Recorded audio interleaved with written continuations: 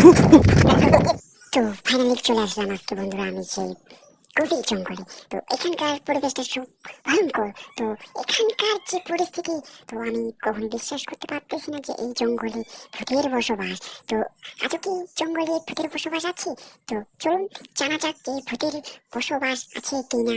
আমি সেটা আজকে সেটাকে আজকে আমরা প্রমাণ করবো।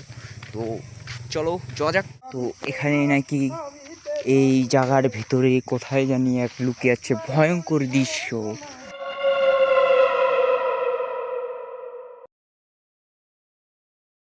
আমি এখানে ফাইনালি বসে নিচ্ছি।